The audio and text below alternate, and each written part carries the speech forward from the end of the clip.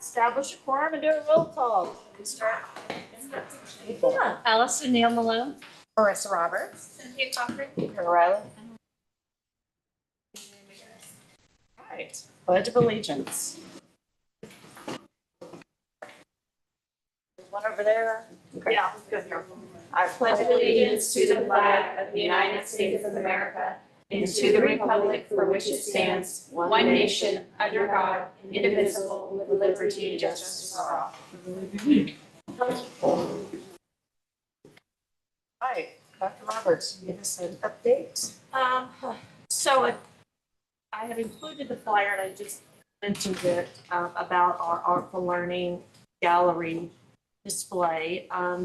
It is going to be on the 16th and also the 21st. So if you have the opportunity, it's being set up right now by Katie Ballas, and it's looking beautiful. And so what the vision is that we're helping educate the community about what's artful learning pedagogy, what it looks like, how it's curriculum driven, how the teachers are using it, all grade levels, and kind of guiding them through the curriculum focus and then the outreach with the project. So the focus is we inform our community, and then the high schools, the elementary is also having a parent night on the 23rd. So on the 23rd, our Artful Learning, sort of the executive director, is going to be there, fingers crossed, as he lives very close to Pacific Palisades. So he will be there in person doing some presentations, and then parents can walk through the rooms and see kind of the action, what it looks like in different grade levels, how the learning is consistent, but then also how it's different based on the curriculum. So that's a little flyer about that's going on. I don't have a whole lot of other updates since we last saw you in December with holidays. We have had one snow day. And so right now we are just going to hold off on declaring what that looks like till we get through a little bit of January and maybe beginning of February, because then we can make more informed decisions about where we want to make that up at or what that looks like. I'm trying to think of anything else that's super important. I think we can move on. Okay. So we have a lot of herd heroes, but none of them are here or their parents, so I'm going to skip that one. Good job, kids. Good job, kids. Proud of you Congratulations. for being awesome. Okay. The elementary employee of the month, Nicole. Miss Zanconi is here with us. Just a little bit from the nomination from one of her peers. This teacher said, the teacher takes the time to help her students calm down when they're upset. She makes learning fun and engaging. She keeps students at the front of her mind when making lesson plans. This teacher not only makes learning fun and engaging for the students, but she also keeps the team on target for what we need to do to implement our artful learning units.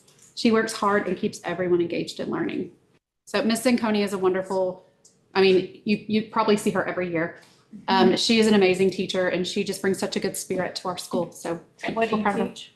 Third grade. Third grade. Science. Awesome. Okay. And then our high school. Yes. Miss Carrie Hassey, she could not be here. Carrie was nominated a lot because of the extra things that she has been doing for us lately. She recently took on our chapter of National Art Honor Society. So I was super thankful for that for her, and her peers also recognized a lot of hard work with our art bazaar last month, and the kids made over $2,000 that night in their sales. And so she did a lot of coaching on salesmanship, and then also just on how to take money and all the different things that come with being an entrepreneur and teaching them some entrepreneur skills. And so she's just done a lot of extra this fall, and I think her peers are recognizing that. So we're very proud of the work that she has done. So let's go.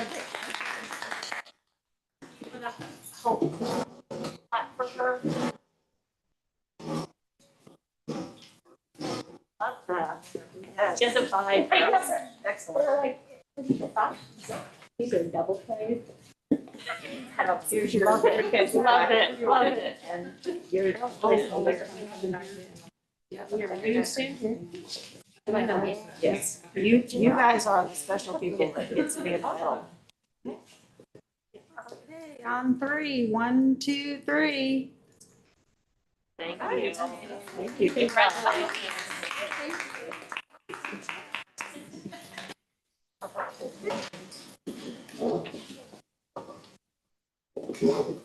Right. Next is staff changes. Didn't see a lot to discuss. Anything you want us to know? No, there's nothing really to discuss. We had a transition sort of unexpectedly with a bus driver. However, we had a replacement in the wings, and we knew Ms. Martinez was going to leave to go with her husband. And we feel like we've secured a replacement for her. We've seen her sign her paperwork, and we'll talk about her next time. Is there anything you want to talk about on the enrollment update? So our enrollment, we're obviously a little under where we were, but we are headed strong into the lottery. We are over our limit, as you can see, with pre-K. So with 15, we've already got 20. And then on Monday, the 21st, we're going to have a pre-K meeting for any families interested in pre-K. So it's actually going to be in the pre-K room. We're going to have the teacher there. They're pushing out those advertisements in the folders and on social and things like that. And I think, what we are looking at as far as what this looks like for us next year is we're making sure we're being aware of our budget. So, whatever our enrollment is what our budget will be. And then we were also, the principals and I met today talking about other ways we could continue to work with families at 6th grade, especially as they begin making that decision and what that looks like. So we have of the about 18 students we've lost, and for the start of the second semester, we probably could say 5 have been a decision based on our 0 tolerance for drugs or drug paraphernalia. We probably got another 4 or 5 from elementary that moved out of town. We've got some that went to homeschool. So we've got some varied decisions. What we don't see with these ones that have left immediate go to Rogers or immediate to a neighboring district. So that's a plus, and we can't control moving and things like that. But we are tracking that and making decisions on what we need to do moving forward. Our next item is the committee updates. So I know you guys we haven't had time to even meet at all. So I just wanted to put this on here to remind our community of these committees.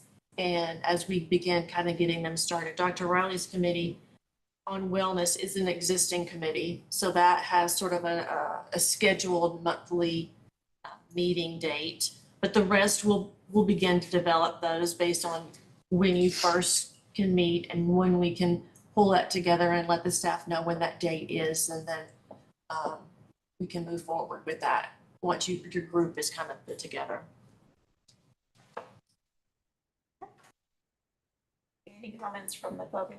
No. Let's move on to the consent agenda. Does anyone have any concerns about the minutes from last month?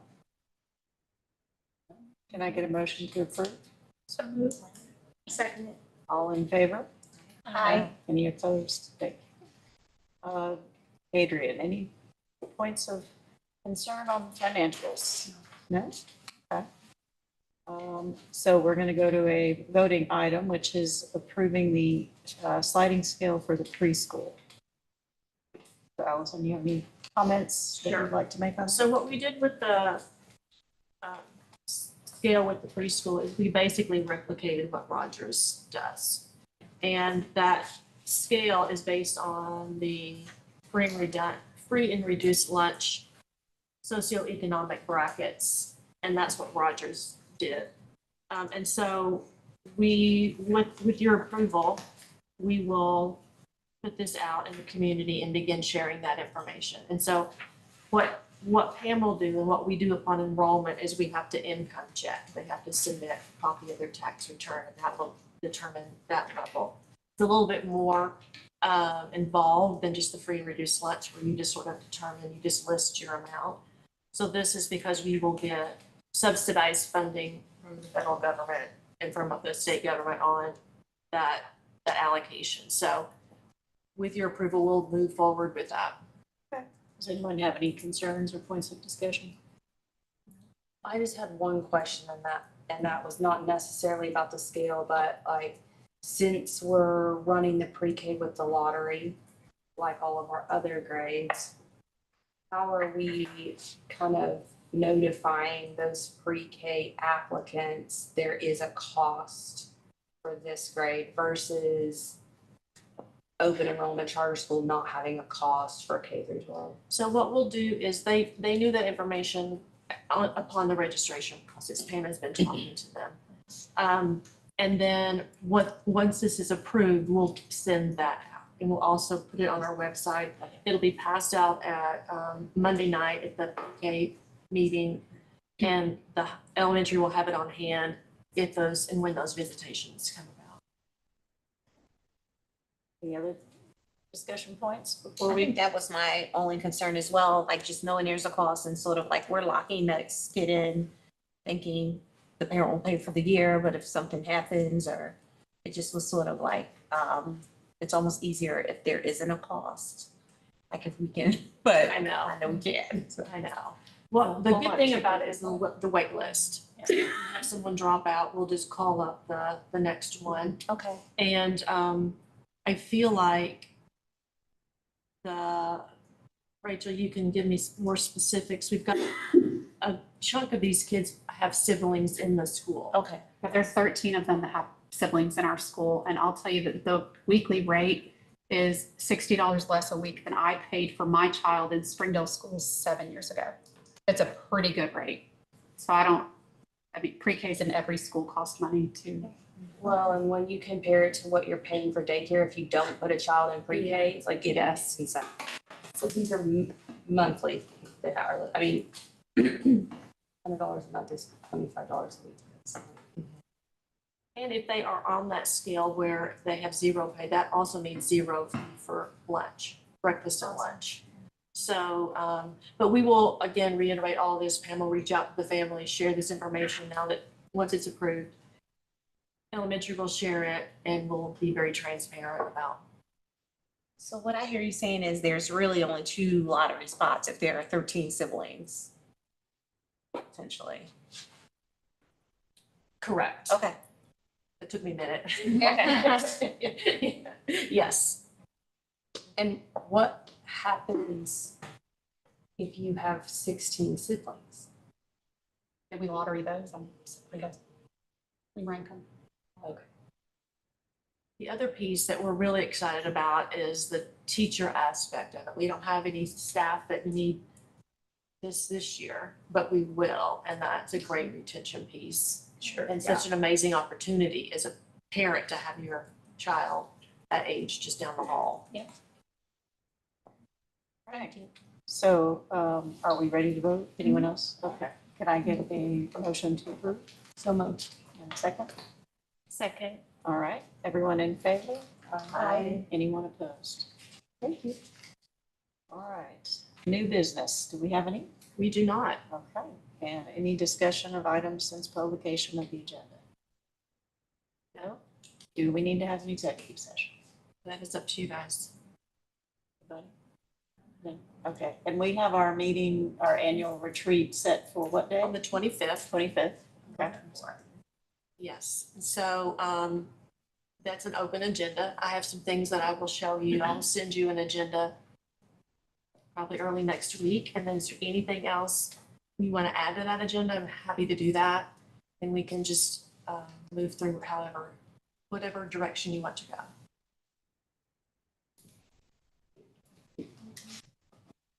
So, that, I will take a motion to adjourn. So moved. And a second. All right, all in favor? Aye. Anyone opposed? Oh, shortest meeting ever. That was for the record. World record for record. Record right there. I only ate one piece of candy. I know, me too. I only get to it. I don't know where she had a cold. How'd that go? These, Well, I think, have you heard?